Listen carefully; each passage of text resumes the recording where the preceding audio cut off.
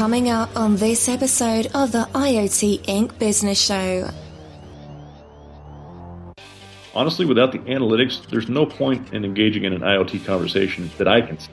I can plug everything you've got into the network if you'd like. We'll be happy to do that. We'll charge you for it, and we'll take your money. But what does that do for you? If you're not collecting that information and looking at it and digging into it, then there's really no value in doing this. And so, you asked earlier who's in charge. Well, I would say that I work for the analytics guys.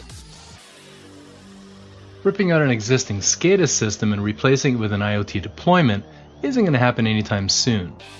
Whether it's an oil pipeline or water processing plant, the job of the OT guys is to keep things flowing. Although the writing is on the wall, it's going to take a lot more than the promise of information nirvana to change existing infrastructure. In this episode of the IoT Business Show, I speak with System Integrator Joel Hutton about his experience in applying the thin edge of the wedge to get an IoT pilot going with his clients. All this and more on this episode of the IoT Inc. Business Show.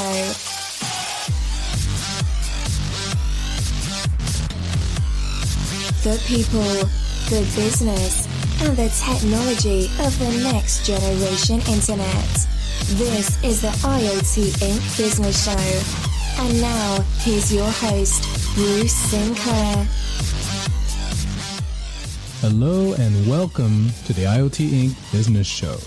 This show is for business leaders and managers employing the Internet of Things for their business or the business of their customers.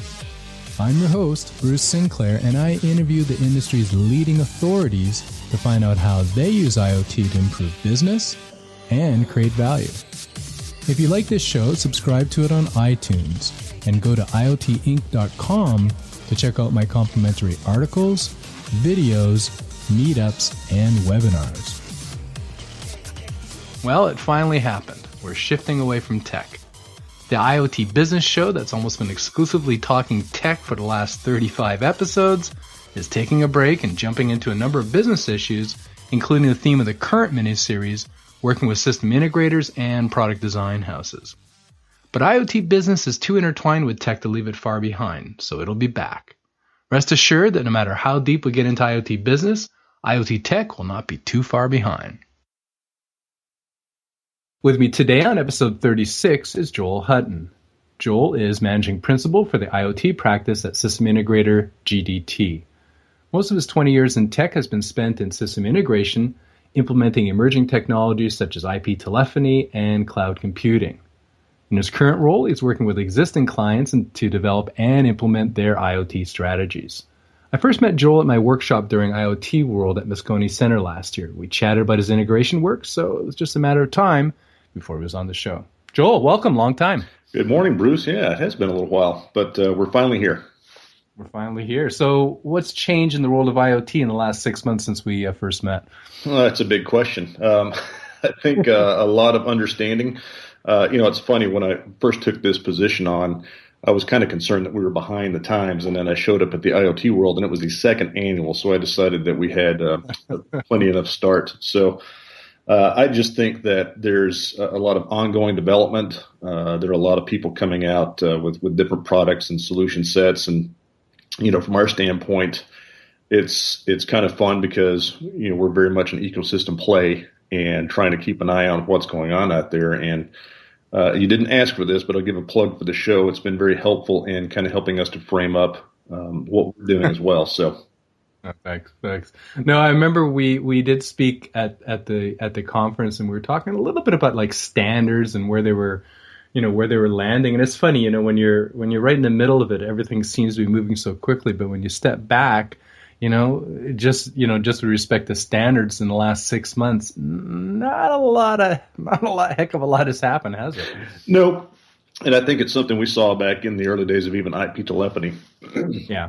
Excuse me. I think like you said, when you're in the middle of the stream, it feels like it's moving pretty quickly. But, the adoption rate and things like that are really what ultimately drive it from the customer standpoint. So we can only move as fast as those guys do. Now, you're starting to see within the last 6 months, are you starting to see a little bit more pull from your existing clients? There are a lot of conversations going on. Mm-hmm. I think the challenge right now is they look at it from the perspective of, well, we've either got some OT systems in place, and I don't know if there's anything else we can get from there. Or you talk to the IT guys and they go, oh, that's one more thing we're going to have to manage. So we'll probably touch on this a little bit later, but the challenge is, I think, an educational issue. The customers have a lot of latent knowledge within their business, and I think the IoT helps to extract that. But they're going to have to be willing to invest a little bit up front to start collecting that information and then digging into it, figure out what it's telling them. Yeah. Well, I can't wait to get into it, but why don't we start off by tell us a little bit about yourself and your company. Sure. As you said, I've been around about 20 years in the IT space. It took me a little time to find my way into this, but since then, it's been a pretty good ride. Started out in the engineering side, and when I say engineering, I mean on the networking and server systems and things along those lines. The seminal point in my career, I think, came in '98. A friend of mine and I decided to start a company to go resell a product for a company that was building an IP telephony system, and we started that in April, and I think it's very analogous to what we're seeing in the OT and IT convergence.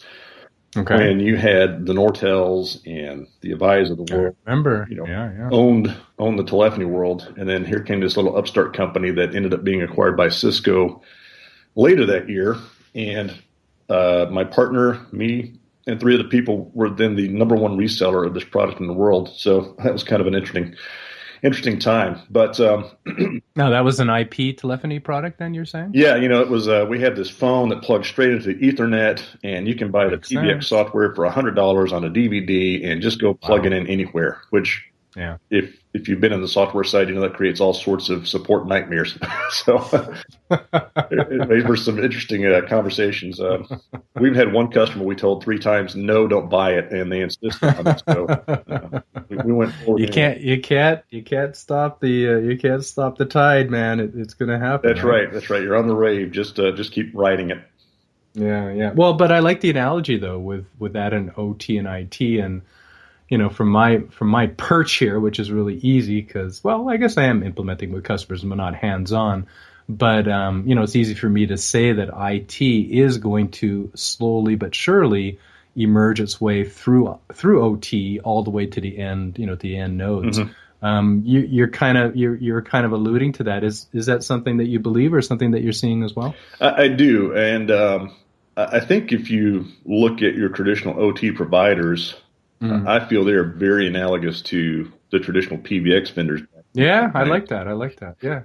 And I think for them to make the transition is going to be difficult. In a sense, you have to eat your own children to move from an analog to a digital world. And the investment that they've made from an R&D standpoint, the support contracts that are in place out there make it very difficult to kind of pivot and make that adjustment. So I think that what we're doing is, we're aligning ourselves with them at one level, but we're also looking at some of the upstarts that are out there that say, look, if I just make a native IP sensor, that kind of accelerates things. And, we see the gateway vendors as kind of critical today, but I don't know, how long that is going to be necessary as these guys come in and start to, create the IP only devices. I think in the IP telephony world, it's about a 7 to 8 year transition, and so there's still plenty of time not to scare the gateway guys. But no, but I think you bring up a couple really good points. In my workshops, I say don't get Kodak'd, and it's not to scare people; it's just to be prepared. But I like Nortel. That's even maybe a better analogy. So the OT providers are listening to this show. Again, like Joel says, you've got time, but do not be on the wrong side of history on this. It is going to happen, and you don't want to be Nortel. Right. Being a native Canadian, I don't like to say that, but you don't want to be Nortel. And also, I like this timeline, the 7 to 8 years, which kind of intuitively, seems to make sense. Gateways, as maybe you'll explain a little bit more, generally they're translation devices, or often they're translation devices, and so. Yeah, the Internet of Gateways is something we want to get rid of. But when do you think this 7 to 8 year timeline has started? Do you think it was this year, last year? Because I guess that's the follow-up question on 7-8 years. Yeah, I think it's in the past year or two. Okay.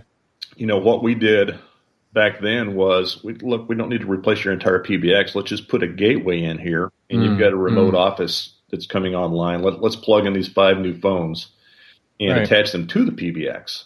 And I think that, I'm not going to go to a water district and have them wholesale rip out their SCADA systems, but maybe they've got a new tank coming online that they want to, tie some sensors in, and now there's an opportunity to put in some, IP only sensors, connect them via a gateway to the existing SCADA system, and then go from there. So, yeah, do you see that happening? Because I guess with my discussions, often the SCADA systems are they're working for one thing, and they might have been working for 10, 15, even 20 years. Oh yeah. And so then it's a question, if you want to IoT them, whether you tap into the existing SCADA system, and that's with these gateways that you were talking about, or perhaps you just you retrofit, with an external, a parallel IP network on top of it. What are you seeing? What are you seeing, in that circumstance? A lot of trepidation and a lot of conversations right now. I think, when I speak to the SCADA managers, they are very protective. Yep. So I did a tour of a water district here in the Dallas area a few weeks back, and they have 2 separate networks, one for the SCADA system and one for everything else. And they really see that physical separation as their best security. Yeah. So their willingness to kind of move to the IT side is going to be predicated upon, assuaging any fears that they've got around security. And I want to say that they support 14 different counties for water supplies. Obviously, the infrastructure is a huge deal, and with terrorism and all those things, they're not willing to take a big risk on it today. So there's going to be some more education. A lot of the pilots perhaps to show them that, hey, we can secure this just as well. So I think they're open to the conversation. I think they see some of the writing on the wall or where they're going. I don't know that they see the value as much in being able to pull that data out yet, but I think that will continue to grow. And, as with any sort of a transition phase, you're going to have the very early adopters and then the mainstream that comes along much later. Yeah, and we're definitely in the early adopter phase right now. All right, well, we know you've been in IT for 20 years. We know you're in Dallas, but let us know something, an interesting fact that most people don't know about you.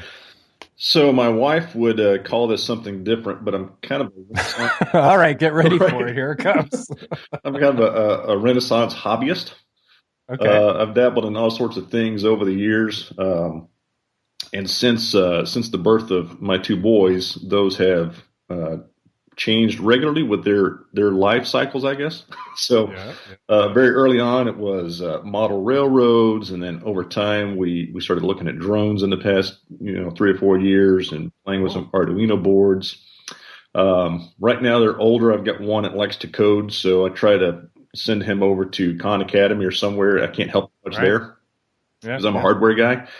But I've started rebuilding old motorcycles, and so that's been fun. And it's totally opposite of what we're doing with connected vehicles because, carburetors and things like that, the only electrics on it are for the headlights. So I kind of like that in my off time. I agree with you. My son's in the process of I guess, searching for his first car. He just turned 16. And I'm thinking back when I was that age, I had my first car, which was, I won't get into that one, but my second car, I rebuilt it all myself. It was a big block 383. It was a 1970 CUDA. And I just tore it down, tore it up, and like you said, the only it's a pretty simple machine. Right. The machine isn't that complicated. The electronics were the lights. There was no fuel injectors. I mean, maybe there was some sensors here and there for, low oil, but today, the dipstick is called the dipstick. But today, man, you open the hood and it's like, I wouldn't know where to start. So if I was to be a hobbyist again and get back into, automotive restoration or motorcycle, I would definitely go vintage like you, man, because geez, you need to be an electronics engineer to. I mean, it seems that way anyway, to get into. And this is coming from someone that used to love, getting his hands dirty. Oh yeah, yeah. Very similar story. Only I started with Volkswagen Beetles, so not as much horsepower, but I could get in just as much trouble with those things. Oh, my first one was a 70 Duster, so that was a straight 6. And again, that engine was super. I mean, it was just an excellently designed engine. Right. It would go on for 200,000 miles without a blink. But depending on who was driving it, Bruce. True. I could burn it out pretty quick. Yeah, with the V6, I had a lot better chance with the 383 burning them out than with the not the V6, the straight 6, I should say. All right. Well, so you've alluded a little bit to some of the projects like SCADA projects, but why don't you just give us just to frame your experience? What type of IoT projects do you normally work on? So we've got 3 initiatives that we're working right now, and we'll probably talk about this a little bit, but the challenges are, trying to identify a solution that people actually have a problem. Yeah. So if you look at our business, our top verticals are service provider, oil and gas, healthcare, and then retail. And the interesting thing is there are obviously a lot of things going on in any of those industries these days as far as how they're trying to gather intelligence and things along those lines. But the challenge is trying to figure out which one's going to be that magic bean for them. Yeah. So our approach has really been looking at it from, how do I build out kind of a more horizontally applicable solution that I can take to a oil and gas company, a service provider, or a school district. And that's what has driven, our initial foray into the fleet management space. Another one that we've done quite a bit of work on is for retail, and that one we've actually built out an application that leverages Bluetooth and the Wi-Fi to track a shopper, for instance, going through a big box store, grocery store, and then tying that into the analytics. And just Joel, just to clarify, service provider, what do you mean by that? So the telecom folks. Okay. Most of the big names that you know of are customers. Okay. And then I thought you might have meant like the telematics solution. So the telematics then would kind of be a fifth one then, I guess. That's more of the solution set, right, that we're providing to them. For these industries. Correct. Okay, I see. Correct. So when I say service provider, I'm the big cellular providers and those guys. Sure. Okay. So you're coming up with so your approach has been to try to come up with a horizontal solution to go into your existing customer base, and so what have you been finding as you've been doing it that way? It opens up the addressable market for us, because if I can, connect your vehicle. Obviously, the GPS tracking has been around for a long time. There are a lot of guys out there if you do a search, but what they don't necessarily provide is in-cab or in-bus Wi-Fi, and a lot of them don't have the platform that allows me to kind of tweak and tune my own reporting. And so what we're talking about in deploying is we're putting a router in the vehicle that is designed for a vehicle that has GPS, cellular, and Wi-Fi, and then also has the serial so I can connect the onboard diagnostics port. Yep. Well, now once I've got that router, I can also start plugging in, RFID tags, connect my laptop that the delivery guy is using to log his sales for that day or at that customer. So starting to, expedite the collection of the sales information. If you've got the right application out there, you start to eliminate human error from, paper to digital. But the traditional fleet management solutions are really just tied to how do I track the engine telemetry and see, do I need to do any maintenance on this thing, or is this guy stomping the gas and stomping the brakes? And then, of course, the geolocation piece is important. But let's take this to a school district. And if I put an RFID reader on the bus and the kid's badges have an RFID tag in it, I know when the kid got on the bus and where he got on the bus. And I also know where that kid is at any time on the bus route and where they got off. So, yeah, that's nice. That's compelling. It is when you talk about student safety, obviously that gets a lot of people listening. But and then how the bus driver drives. Well, too. yeah, I mean, that is a big one. There are some tragic instances where some things have happened, and any insight you can get that will either prevent that or at least give you some idea of why it happened is going to be important to anybody. But on the upside, you say, well, hey, I see that the bus is 5 minutes from the bus stop, Mrs. Johnson. Little Johnny's about to get off, so have the cookies ready for him. Then maybe that's compelling too. Some things there that I could SMS the parent and let them know where the kid is, or that they got on the bus and got off the bus. So those sorts of things, and politically that bothers me as a police state, but I think as a parent I like to know those things, right? So. Hey, I agree. I mean, I'm all for civil liberties as well, but when they're your kids and they're living with you, right. I think they lose some of those rights. I don't know. You don't have any rights, son. You don't have any rights until you move out, but especially when it comes to safety. But I like what you're saying. So the thin edge of the wedge here is what? How are you getting into these accounts? Well, it's existing accounts that we have, and that's another one of the challenges that we have is we've traditionally been on the IT side, right? And right. If I take a brand new application to the IT folks that they're going to now have to support, they may or may not be open to having that conversation. And then the challenge is on the other side of that coin is I may not have relationships with the OT folks. So what our goal and our main objective is to try to move up the stack or move up the chain of command, get to the business level, because this is less about the technology than it is about the business conversation, right? Student safety is not an IT conversation. Student safety is that's a superintendent's concern. And so if we can have those conversations with those people, then I think that is where we're going to get the most traction. I would say over the past 7 months, we've started to get that, and we started to see some people opening up because they do want to have these conversations. And the other challenge that we've seen from the bar space is that IT budgets are shrinking. It's not that they're spending less on technology, but the IT guys don't have control of that budget. Who does? The line of business, your marketing folks.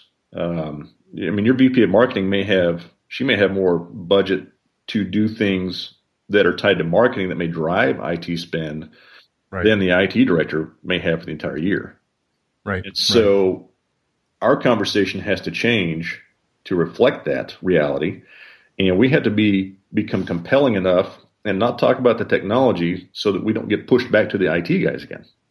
Now, in the past, when you've been talking IT, and just for our listeners, I think most people know, but OT is operational technology, as opposed to IT. Operational technology, as we've alluded to earlier in the conversation, has been traditionally opaque and I should say, siloed. And this is the networking technology that's on the thing, or the system. And this is so just a clarification. But you've been with the IT, then you've been going to the IT folks, and you're finding it's different with IoT, that you need to, move up one level, bump up one level, or one level, I guess, shift over to the biz folks, or what are you saying there? Yeah, and it depends on the customer. Not everybody's antagonistic internally. Sure. You're always going to have those silos that you've got to try to break out. And we may have a great deal of credibility with the IT staff, but having that translate to a guy that's been managing a fleet or the SCADA systems, that's not just hey, how are you doing? Come on in and start doing that for me. It's we have to, again, prove ourselves that, we've got the process that leverages the people and the technology to achieve those goals that the operational technology folks have. And it just happens to leverage some technology that's going to, go into the IT side. And so getting those folks to speak to each other is not always a hard thing. It's just a matter of how do we help them understand what we're trying to deliver, and then they've got to figure out how to pay for it. And we can facilitate that conversation. We obviously can't force them to write a check or things like that. So right now, I think our process is getting the introductions, doing some demand generation, and really just going in and having a vision conversation. Hey, if we can bring these things to the table, is that something that would be of value to you? And then let's frame up an or an objective vision, not an objectionable, that would be different, an objective vision that we can get buy-in from, all the necessary parties. And, in these early stages, we're pretty flexible on the pricing because, again, it's early on and we're all kind of trying to figure out how this is going to play out over time. I don't think anybody has this nailed down yet because we are so early in this convergence. No, yeah. And I think, as you said, it's going to be the back end where the real value is going to be found over time. And that's where, where you can make a lot more of the money anyway. Yeah. And so a lot of my conversations when I get brought into a customer is really trying to understand, is this customer willing to invest either time and or money to start digging into this data that's already sitting out there, collecting it and looking at it to see what it's going to tell them? Because I can't walk in the door and say, hey, if you look at these things, this is what it's going to tell you, and this is how much money you'll save. Yeah. Okay, so a couple questions. The OT folks, when you're approaching them, are they aware of IoT or are they not, generally speaking? Is it education for? I mean, have they heard the acronym at least, or do you have to start from there? I would say the majority of them are not that familiar with it and haven't heard of it, so there is, again, a lot of education that goes on there. What I've really tried to stay away from is the acronyms and the technology aspect of it, and that tends to accelerate the conversation because now they're interested versus if I come in and start, regurgitating the alphabet soup of acronyms that we've got available to us, then the eyes glaze over and they, lose interest pretty quick. My experience is that you've got about 20 minutes to kind of get the point across, and we've got to be pretty compelling. So I really have to start with a point in the conversation that is relevant to them already, and trying to understand that has been, I think, where we've been over the past, maybe 7 to 4 months ago. We've got those identified now and are having more success as we go in and have that business conversation with the individual that we're targeting for the solution set. Yeah, and my experience in other lives is generally people, when you're talking to them about a new capability for their company, what it can do, they're hearing blah blah blah blah blah. What does this mean to me? Right. Blah blah blah blah blah. What am I going to have to learn? Blah blah blah blah blah. Oh man, really? Yeah. And so I think your point of actually giving that 20 minutes, but focusing on something that's important to them that can help them. You're not a tech guy, man. You're like a sales guy or something. Right. That's exactly the right way to approach it. Oh, absolutely. And what about the OT-IT dynamic? Because IoT, as we've been saying, the Internet of Things has been bringing together the information technology and the operational technology. But I've seen it play out different ways. But I'd like to get your input in terms of who's the boss? Is IT a subset of OT, or is OT a subset of IT? And what are your thoughts on that? Long term, it's technology, right? So maybe we call it IoT, business technology. Okay, I like it. I think today, from our experience, the OT guys have their world in which they live, and the IT guys have their world in which they live, and they don't necessarily cross paths. So I don't think there's any today. Yeah, I don't think there's any real antagonism. No. That guy won't give me a floppy disk. Those sorts of things. I think they just haven't had to talk to each other, so they don't necessarily know. They may know each other and they're friendly. Yeah, their computer might go down. They call the IT guy. And that's about the extent of it. And the OT guys are focused on their business area, so they're not looking at, well, how does this play into data storage solutions? Blah blah blah blah blah.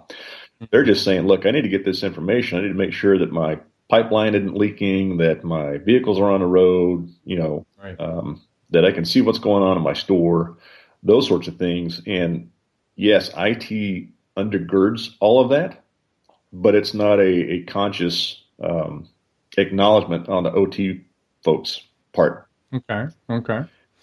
And what about when you bring IoT into the mix, though? Now, when we start talking about how to bring those two worlds together, again, it's one of the things that the OT guys aren't thinking about IP addressing and cybersecurity. They just know their stuff needs to be connected and secure.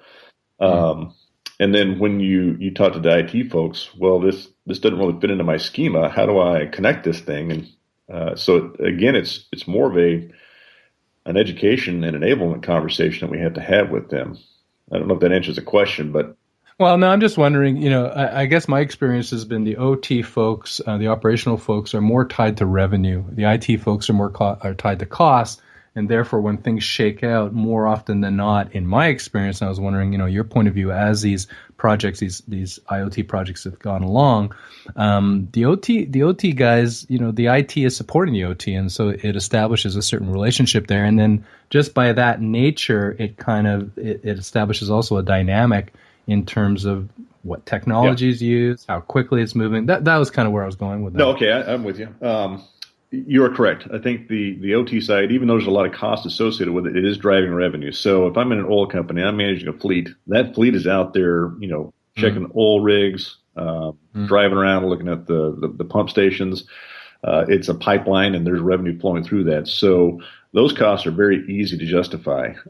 Right. My sister works for an energy company, and they basically see the IT guy as your teenager just keeps asking for money. So.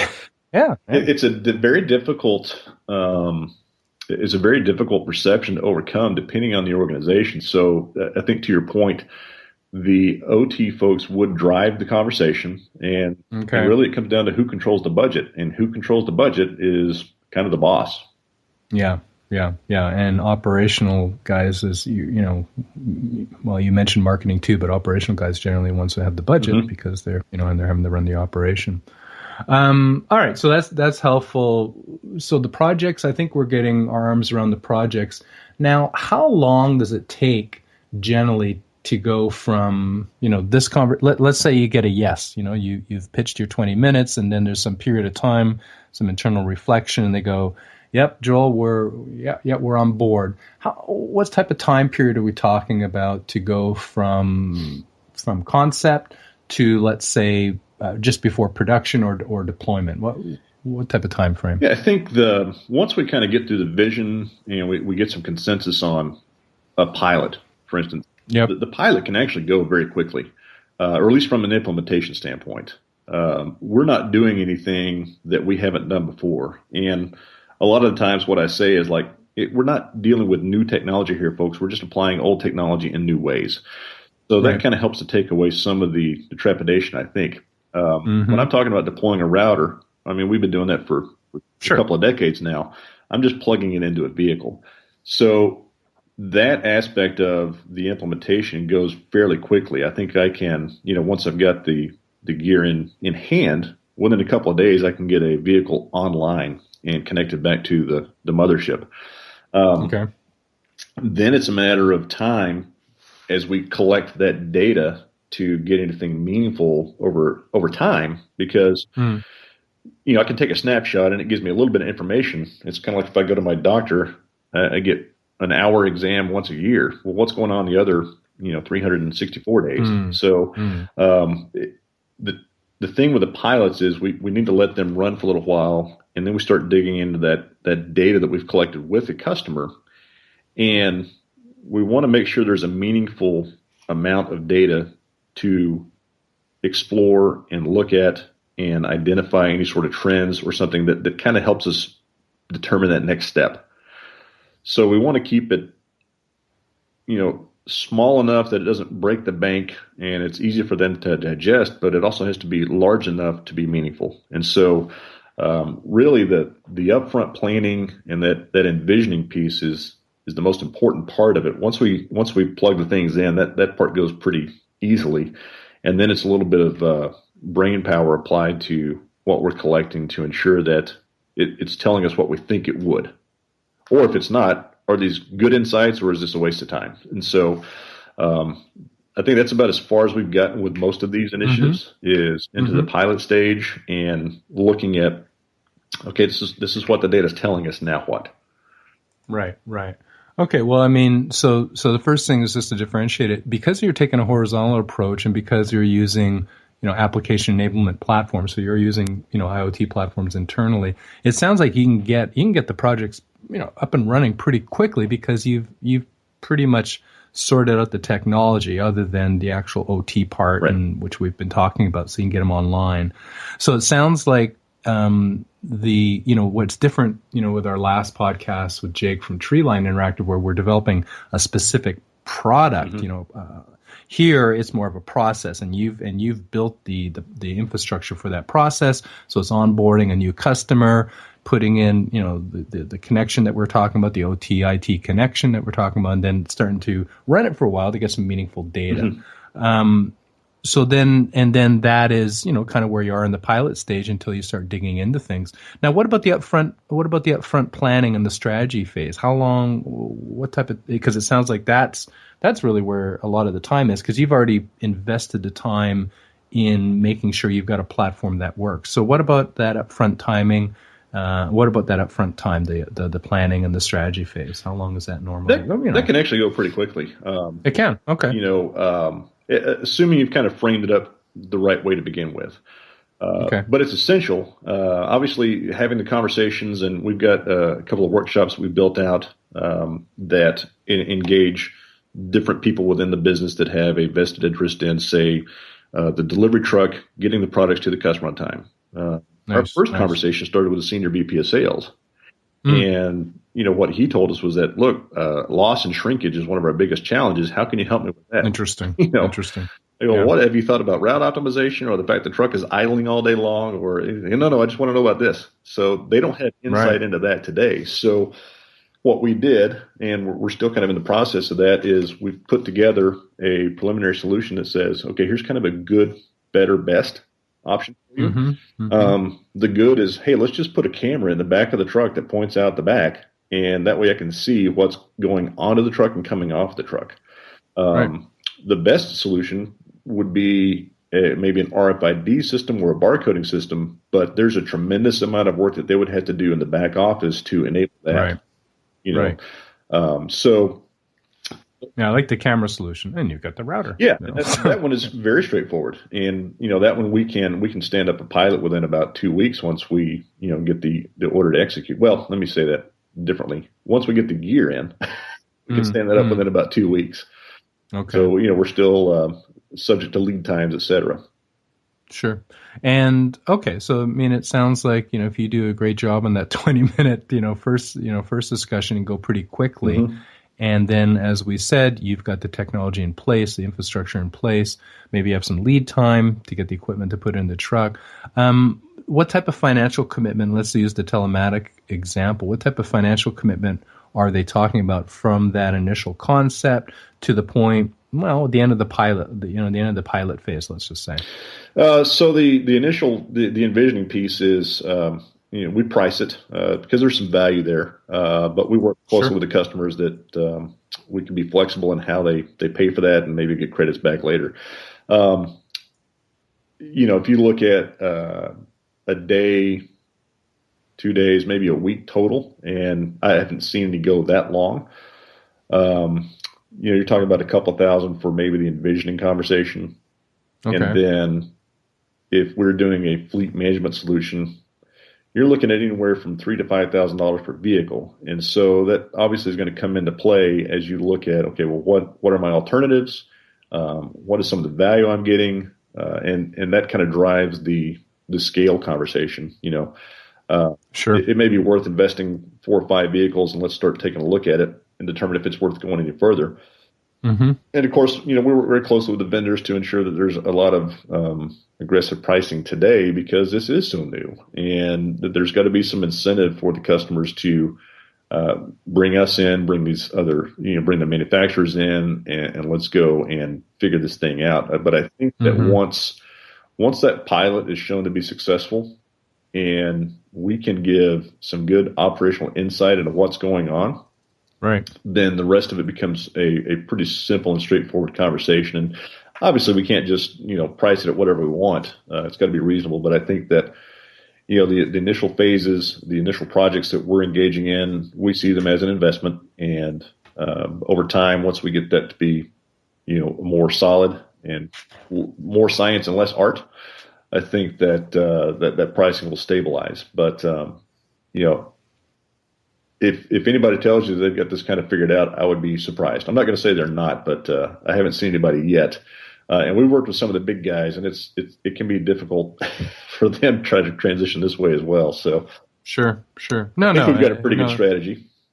No, it sounds like a good strategy. And from a business, from an investment point of view, you're saying there's a little bit of upfront cost, 3 to 5K, and then it's really a function of the number of vehicles. And then I guess you build in your back end costs as kind of part of the per vehicle, the 4 to 5K per vehicle costs that they're paying, or is there a separate back end, for cloud and all the rest of it? That's going to be primarily your upfront cost to get it stood up, maybe licensing for the platform, our services to do the installation, and then of course the gear that goes into the vehicles. Or wherever, whatever solution we're providing. We do have a managed services arm that can provide some of these things as a service.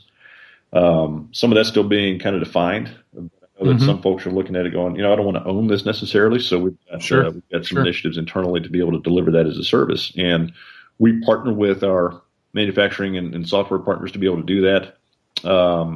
So at some level, if you don't want to buy an SAP HANA implementation, well, we're an SAP HANA partner, and we can deliver that for you and give you access to it, and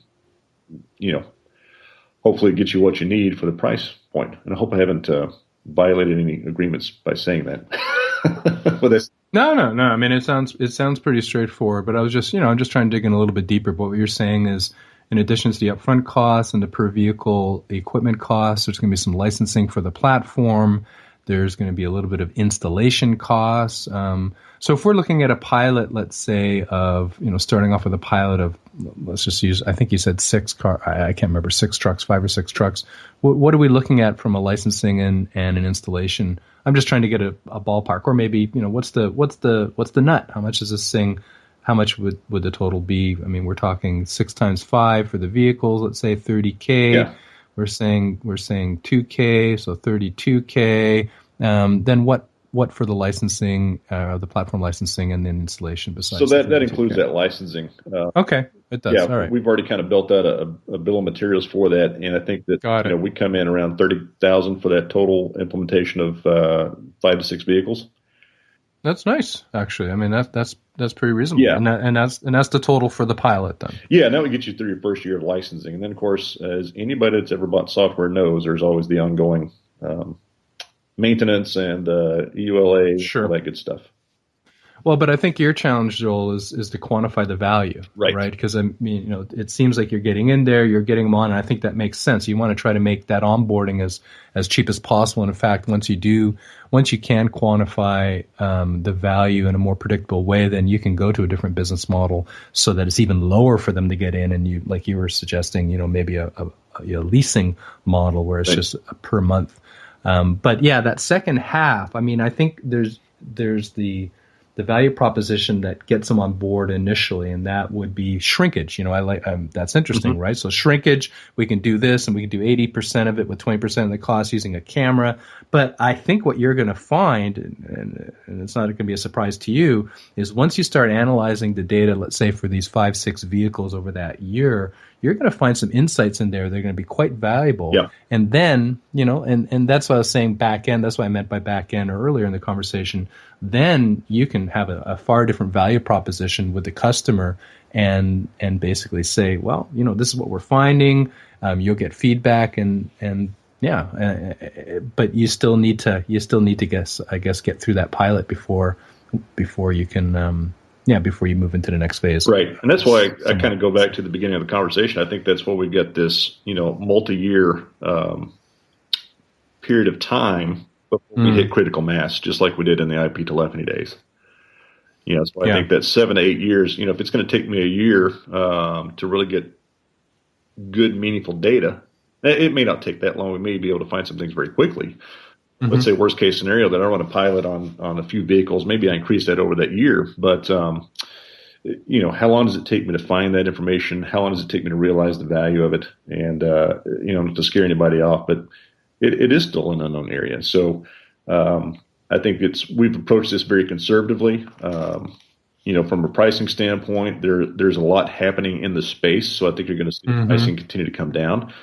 I think you're going to see a number of other entrants. I mean, if you look at what Cisco and Intel and Samsung are all doing in this space, mention all the other folks that are out there, there's a lot happening, and a lot of people see a lot of value in this. And when people start throwing numbers out there, I mean, they're so big you can't comprehend them. I mean, I don't know what $19 trillion looks like, or a gazillion devices out there, but it's big, and a lot of people see that. And to me, I think it's legitimate because it makes sense, and what I mean by that is there have been a lot of, I guess, technology upstarts that have popped up over the past couple of decades since I've been around. And some of you look at it and go, really, guys? I mean, right. It doesn't pass the gut test, right. You're saying. This does. And, right. The state of the economy and the state of the business and business world, everybody's still trying to figure out how to do more with less and increase operational efficiencies. And I think because the knowledge is latent in the business, this provides a way to pull that out. I think it's going to get traction as people start to understand what it can really do, and it'll snowball. Yeah, and like you say, it takes a bit of time to understand what they'll do. And efficiencies, it seems like that's the thin edge of the wedge here, where efficiency in shrinkage or efficiency in fuel economy and efficiencies seem to be something that people can grasp on because it makes sense. It's going to be the top line growth that you could potentially enable with this data or these insight. That's going to be almost like the icing on the cake. And when you get through that, I think the conversation, once you start having some solid case studies, the conversation, your other telematic, pitches are going to be a whole different ball game. Yeah, I think if you look at the traditional OT stuff, I don't know that you're going to find new revenue opportunities. But if you start going into maybe a smart city environment or a connected stadium or things like that, now, once I start understanding how a population of people behaves, that's going to give me insight into new revenue opportunities. And, we've got a small area here in the Metroplex where we're going to be able to light up a few city blocks. We kind of got carte blanche. And in this light up with what? What do you mean? So from a Wi-Fi standpoint, we've partnered with a fiber provider, and they've got access to the poles and everything, and so we don't have to worry about chasing some of the normal stuff you would have to chase going into a city. And what we're able to do is stand up some APs and anything else that you can run off of that network, whether it's digital signage or parking or smart lighting, things along those lines. We've now are able to create this little smart city laboratory where we're partnering with different vendors to light this up from an infrastructure standpoint, and then start looking at the analytics of when somebody walks in with their iPhone and I'm grabbing that ID off the phone, I can now track that person where they are. Did they stop at this store? Did they stop at that restaurant? Did they live here and they went into that building? I can start gathering some behavioral information that now I can look at and try to figure out how does this correlate to other information that I've got. Right. If this retailer changes their shop window, does that drive more traffic into the door or not? If there's a parade that we want to have down there and I've got some smart street signs, then I can shut down one place and redirect that traffic more easily. Maybe I can put more advertisements out there because I've got some outdoor screens that we can push content to. Sure. It really starts to open up a lot of things that, not just from the smart city standpoint where I've got parking and potholes, but how does the community within that area leverage that same infrastructure? And then how can we glean information from that to turn that data into some sort of a value prop for the residents, the retailers, and even the government folks? Yeah, and what you're implicitly saying is that you're going to start applying some analytics, some data analytics to this information, and try to make some sense of it. Now, what type of skill sets does GDT have now? Or are you bolstering on your analytics side? Because a lot of parts of our conversation are pointing in that direction. That this initial plumbing that you're talking about loading up will have some short-term benefits, but it's going to be in this information that you're going to have some longer-term benefits. So what do you do with the expertise for the analytics and longer term? What's the advice that you would give to the companies, let's say, that would be hiring you from an analytics point of view? So we have an SAP HANA practice, and it's just focused on the big data analytics piece of it. It's burgeoning. I mean, we have the relationships and we have some skills in house, but for us, we're also partnering very tightly with somebody that is highly skilled on that. They've got about 40 folks that are doing that. So earlier on, I mentioned this is an ecosystem play. And it is. I think that our scale, if we put their head on our body, we can bring to bear some of this highly talented groups that are focused, say, on SAP HANA Analytics, or maybe it's MapR or something else, that can partner with us. And for the customer, there's less risk because they're partnered with GDT, who's this, $600-700 million company, versus these 40 guys that are maybe making 40 to 50 million in revenue. Sure. And so it provides them some assurance. But for us, it also makes sense because we're not in a position we can just go build it and it will come. We know that we need to move up the stack, beyond the hypervisor. And for us, the data, data structures and data architectures make sense. So that is what we see as our next progressive step. We've put our toe in the water. We've got a couple of analytics folks on board. I've also got software developers on board so that we can have those conversations with the partners and with our customers. And we can also prototype internally. And then once we kind of come to terms that, this is what we want to do, then we can farm out the full-blown development of that. Now, something you mentioned at the beginning of that question was the analytics piece. And honestly, without the analytics, there's no point in engaging in an IoT conversation that I can see. Great.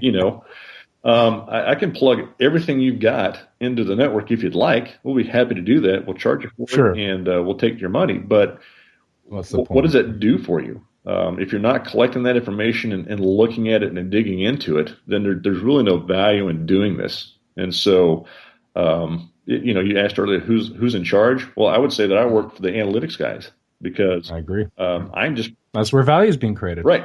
I'm just providing information or data points that had to be turned into information. So the analytics is a huge deal, and if the customers don't understand that and aren't willing to or aren't wanting to go and do that, then we probably should move on down the line and just sell them some more routers and switches. Yeah, no, and you bring up a good point, and you also mentioned software, which is also critical here. For our listeners that are on the buy side and they're considering this, number one, I think the point to be taken from the conversation is analytics, super important, and therefore, if this is going to be part of your company, I think analytics and software development, fortunately or unfortunately, have to become core competencies. They're going to be part of your intellectual property of the company. So they need to also scale up on that side. Have you gotten far enough along in your pilots where you're seeing this transition? Because it's going to be one thing. GDT and his partners are producing, the analytics, and it's kind of like we want this, but obviously the real value would be when the customer can get their own hands into the data and start with their own analytics and their own folks to look at all these different scenarios. Have you got far enough along there? Do you have advice for end clients on this? Yeah, I think the folks that we've talked to, they're running an ERP system, and they've got typically they're going to have developers in there that are running that piece, and they've also got some folks that are looking at it from the analytics perspective. Now, that may be just basic reporting, more like business intelligence, right? Some business intelligence. What I've not seen a lot of is this data scientist, right? So we've kind of created that role. Good point. That is a different. That's an important distinction. And I think that the challenge there is, I've talked to some folks that say, well, I'm a data scientist, just give me the data. I don't need to know anything about the business. Well, I don't think that's valid. I think you still have to partner them up with a subject matter expert in that area. So, because I can create a bunch of data for you, but I don't know if it's worth anything to you or not. And until you as the business owner look at it and say, yeah, this is good, or no, we need to tweak this, or that's irrelevant, then it's really going to be a partnership. I don't think you have to go hire a data scientist. I think there's some folks out there that you can partner with. We certainly have some people that we partner with that we can leverage. Mm-hmm. And then once you kind of get that settled a little bit, then, you don't need to own that talent. You just need to be able to access it. So I think that's kind of the key thing. And, I would say that the data scientist title may be new, but I think those guys have been out there for a long time. And it's just a matter of leveraging them the right way and figuring out who actually has kind of the cognitive abilities to work with you in a way that's valuable versus somebody that just kind of cranks the stuff out. And I think that's the biggest challenge is, on our side, when we hiring network engineers, it's hard to find people that troubleshoot well. So the person that has an analytical mindset that can dig into things and see patterns and pull things out and tease this out and then communicate that well, right? Those are hard to find so far. Yeah, no, they're hard to find for everybody. And I think it's a continuum, Joel, because like you said, you mentioned you don't need to own them. You just need to have access to these data scientists. And I think, okay, but I think over a period of time, when this becomes more important to your business, it's something you're going to want to own. At least that's that's going to be my point of view. But looking at this in terms of, plotting it over time, totally agree. You need to get your toes wet to start with. But again, it just depends, how big this, how much value will be derived from this analytics. And obviously, if it's a big, if there's a lot of value there, then that intellectual property, at least my advice would be to get it in-house at some point. Yeah. But like you said, talent is hard to find, number one, and you don't want to wait for that. And number two, you don't know what the heck you're doing. Right. So you want to partner with someone that does, learn from them, extract what you can from them. That's what you pay them for. And then at some point, it may or may not make sense, but at some point, I would think if it's going well, you're going to want to, bring the talent in-house. Yeah. So let's, we're getting on here, but I want to maybe just ask about some best practices. What have you seen, that makes a project work well versus doesn't work well? What does what's the obligations from the client side? Because a lot of our listeners are on the client side. What should they do to make sure that when they engage, a GDT, it goes well? What's your advice there? I think the biggest thing is just over communicate. Okay. The three primary reasons projects fail are they went over time, they went over budget, or they just missed expectations. And the expectations thing is the biggest challenge, I think, because you have to identify what those expectations are. Right. You have to make sure that they are objectively measurable. And then you have to, write that down and say, this is our plan to achieve these things. And it can't just be one group within an organization that is defining that, because this is not touching just the one group. If I need the CFO involved, she needs to be in those conversations when we can. We do our best to minimize that time, but I've got to make sure I've got her buy-in. If the chief marketing officer has some vested interest in it, I need his time. If it's just a fleet manager, I need his time. And so it's just it's absolutely critical that we identify the right people that need to be involved and get some focused attention from them, even if it's for 30 minutes, to say, yes, these are the objectives that we have. Now show me how you're going to get to them. And then at the end, we have to be able to show that we actually did achieve those things, or demonstrate why they were unachievable and what we can do now. And so communication is the biggest key, and then access to the right people, in a reasonable fashion. I think that what we've tried to do is build a process that leverages people and tools the best way and the most efficient way to ensure that we are identifying those things that help the business and not just a particular group. Define that well, get buy-in, And then as we're going through the project, make sure that we keep everybody informed. So communication is a two-way street, obviously. And once we identify from them what they need, we communicate back to what we're doing and how we're getting there. That's what is going to help us on the success. And there are going to be some bumps. There are going to be some potholes, pitfalls, all those things. As long as we're communicating across the entire timeline, then we can mitigate that and overcome those pretty quickly. And it's not, 2 weeks after we started this project, I got this email, and now, oh my gosh, the thing's on fire, So Right. Well, I mean, I don't want to put words in your mouth, but if I was to parrot it back in a slightly different way, you're talking about, setting expectations, measuring what those expectations are, getting the right people within the different operational groups in the company to be involved, put in their input, and trying to understand how it helps the business.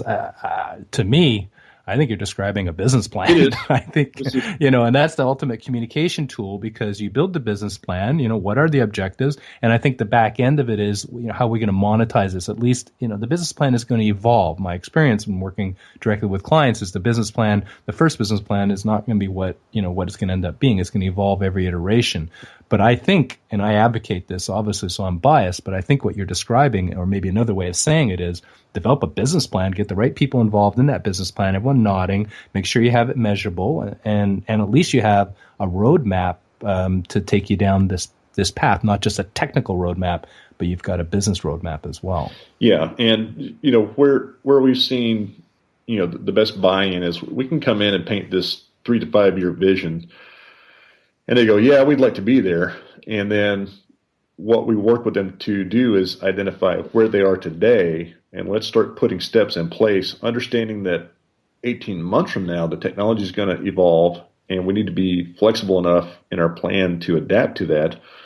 The first step is, let's understand what you've got today. So maybe it's an assessment, and maybe that assessment includes looking at, what are your maintenance records today? Do we think we can impact? What is your fuel usage today? Do we think we can impact?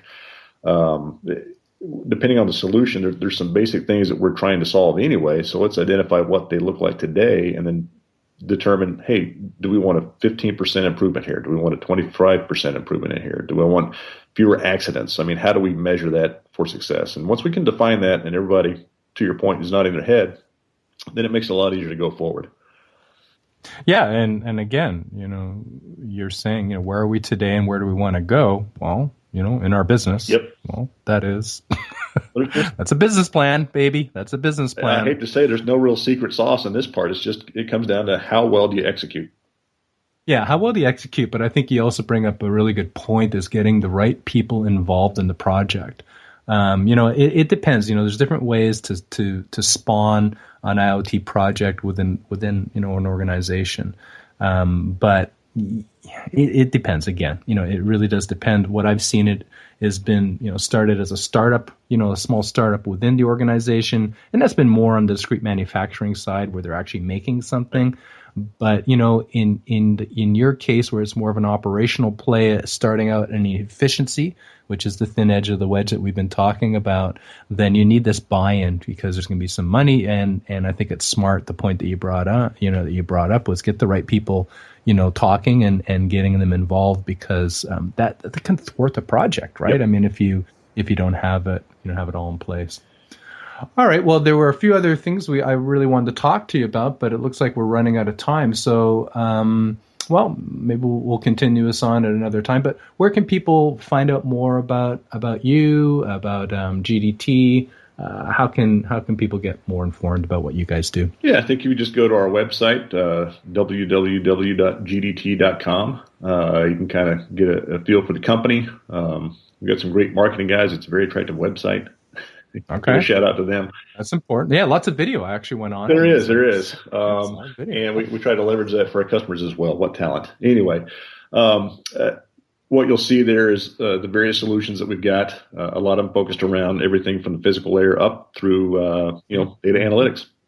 Nice. My email is joel.hutton@gdt.com. So okay. Pretty straightforward. And I'm on LinkedIn. You can find me out there. We are looking to maybe participate in IoT World next May. I'll probably see you there. I'll be there at least as a participant. We're looking to expand that coverage there. Okay, good. Good. So anyway, I guess that's about the easiest way. And social media, are you guys on Twitter as well or no? We are. You can link to that. I can put in the show notes if you don't know. Yeah, we'll send it to you. I think you link to that. I think it's GDT Social, but I'll get you that information. I should know that, Boar. No, that's all right. No, I mean, and for everyone listening, of course, you can always go to the show analysis notes on the website, and I'll have all the links here, so you don't have to remember it as you're driving, walking, running, whatever the heck you're doing as you're listening to this. It's all safety, Bruce. It's all about safety. All right, Joel, I appreciate it. That was really great catching up with you again, and I do hope we see each other in whatever it is, 5 months or so at IoT World, and take care. Sounds good, Bruce. Thanks very much. Okay, well, that was episode 36. A great number, a multiple of 2 prime numbers squared. For a summary, links, and other valuable resources, go to the show analysis notes. They can all be found at iotinc.com/podcast. And remember, there's a hyphen between the IoT and the Inc. Well, now I could use your help. We're trying to get this show off the ground, and the best way to get discovered is with iTunes. So if you've enjoyed the episode or found it informative, I'd really appreciate a review. All you have to do is go to iot-inc.com/iTunes, and that'll redirect you to our iTunes page where you can let people know what you think by simply giving this show a star review or leaving a comment.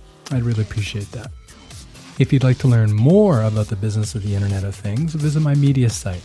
It can be found at iot-inc.com. There you'll find other podcasts as well as articles, videos, and information about upcoming live events like my stream meetups and webinars. As always, if you have any ideas or suggestions for the show, send me an email. I can be reached at bruce@iotinc.com. I'd love to hear from you. I'm your host, Bruce Sinclair. Thank you for listening. Until next time, may your path to IoT business be a patient one. You have been listening to the IoT Inc. Business Show.